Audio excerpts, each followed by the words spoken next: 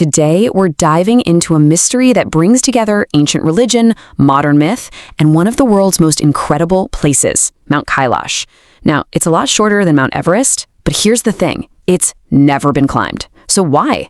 After all this time, why has no one ever made it to the top? Let's get into it. To really get the scale of the mystery here, you have to start with the wildest claim of all. Back in 1999, a Russian expedition came back from Tibet telling this absolutely chilling story. They said that time itself gets warped around the mountain, causing people to age super fast. It sounds like something out of a sci-fi movie, right? And believe me, that's just the tip of the iceberg. The internet is just buzzing with stories like this. You hear these tales of climbers who supposedly aged decades in a single year and then just died. There are whispers that the mountain is actually hollow, hiding some kind of lost civilization inside. People claim that if you go near it, your hair and nails will grow in a few hours what would normally take weeks. And maybe the biggest one of all, the idea that this isn't a mountain at all, but a giant man-made pyramid. I mean, these are some incredible claims, and they really blur the line between what you'd call science fiction and what is sacred belief. So the question we really have to ask is, what is actually going on here? Let's try to separate the real facts from all the fiction.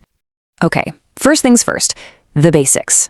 Mount Kailash is in Tibet, pretty close to the border between India and China. And at just over 6,600 meters, yeah, it's a seriously high mountain. But it's not even close to being the tallest in the world. In fact, there are more than 100 taller peaks out there that people have climbed successfully. So, what makes this mountain so special? Well, the key thing to understand is its incredible religious importance. For Hindus, this is literally the earthly home of Lord Shiva. For Buddhists, it's the home of the Buddha Chakrasamvara. In Jainism, this is the very spot where their first spiritual leader reached enlightenment. And for the ancient Bon religion, it's the axis mundi, the connection between heaven and earth. We're talking about a sacred center for billions of people. And the natural wonders right there just add to this whole mystique. Right next to the mountain, you have two lakes. One is Lake Manasarovar. It's a freshwater lake just bursting with life, and it's considered divine. Then, just a few kilometers away, you have Rakshas Tal, a saltwater lake where almost nothing grows, a place associated with demons. Two totally different ecosystems sitting right next to each other. It's wild. Okay, now let's tackle one of the first big myths. This is the one that says Kailash isn't just sacred, it was perfectly placed on our planet by some kind of higher intelligence. And the claim involves some very specific and kind of spooky numbers. So the story goes that Kailash is exactly 6,666 kilometers from the North Pole and from Stonehenge, and then exactly double that from the South Pole. But when you actually pull out a map and look at the real measurements, the numbers don't really line up. The distance to the North Pole is pretty close, yeah, but the distance to Stonehenge is off by over 200 kilometers. That's a pretty big rounding error. So this idea of perfect placement, it really seems to be more of a cool coincidence than some kind of precise supernatural code, you know? It's a classic case of kind of fudging the numbers to fit a really cool story. Okay, but what about its shape? I mean, you have to admit, Kailash has these four incredibly sheer faces that line up almost perfectly with north, south, east, and west. It just doesn't look natural. It looks like a pyramid. So, was it carved by some ancient advanced civilization? Well, geology actually has a really clear answer for this one. This shape, while it is super striking, is a totally natural formation. It's called a pyramidal peak, and it's created when glaciers over millions of years carve away at the sides of a mountain. And Kailash isn't the only one. The famous Matterhorn in the Swiss Alps, it was formed by the exact same natural process. Nature is just an incredible artist sometimes. All right, let's get to the biggest claim of them all, the one we started with.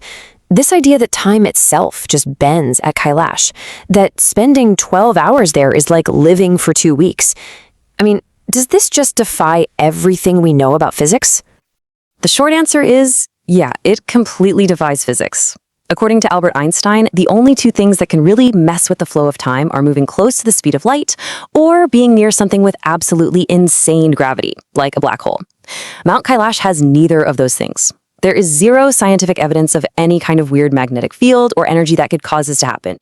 So, if the geometry is just a coincidence and the shape is natural and the time travel idea is physically impossible, it really makes you wonder, where did all these incredibly specific modern myths even come from?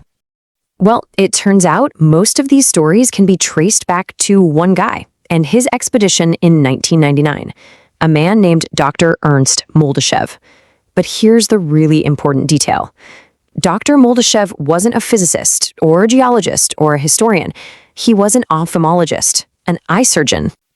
And his claims about Kailash, well, they weren't exactly out of character for him. Moldashev also claimed that he found Dracula's actual underground castle in Romania.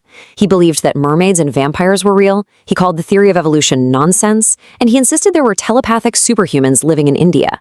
His Kailash stories were really just one part of a much bigger pattern of these fantastical claims.